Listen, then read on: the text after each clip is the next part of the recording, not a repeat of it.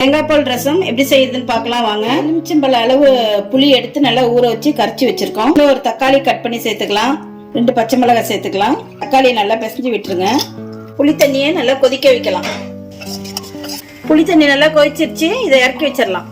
ஒரு கடாயில எண்ணெய் சேர்த்துட்டு கடுகு, உளுத்தம்பருப்பு, காஞ்ச மிளகாய், பெருங்காயத்தூள், தட்டின பூண்டு, கருவேப்பிலை சேர்த்துலாம். வதங்கட்டும். மஞ்சத்தூள் கொஞ்சம் சேர்த்துடலாம். கொதிக்க வச்சுட்டு புளி தண்ணியை சேர்த்துடலாம். தேங்காய் பால் அரைச்சி எடுத்துக்கலாம். நல்லா கெட்டியா எடுக்கணும். வடிகட்டி வச்சுட்டு அதுல ஒரு கிளாத் போட்டுட்டு நம்ம தேங்காய் பாலை வடிகட்டி எடுத்துக்கலாம். தேவையான அளவு உப்பு சேர்த்துடலாம். நம்ம அடுப்பை ஆஃப் பண்ணிட்டு தேங்காய் பால் சேர்த்துடலாம். ஏன்னா இது மண் சட்டிங்கிறதுனால சூடு அப்படியே அதுலயே இருக்கும். மிளகுத்தூள் கொஞ்சம் சேர்த்துடலாம்.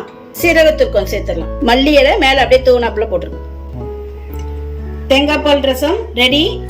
இந்த ரெசிபி உங்களுக்கு பிடிச்சிருந்ததுன்னா எங்க சேனலை சப்ஸ்கிரைப் பண்ணுங்க, லைக் பண்ணுங்க, ஷேர் பண்ணுங்க.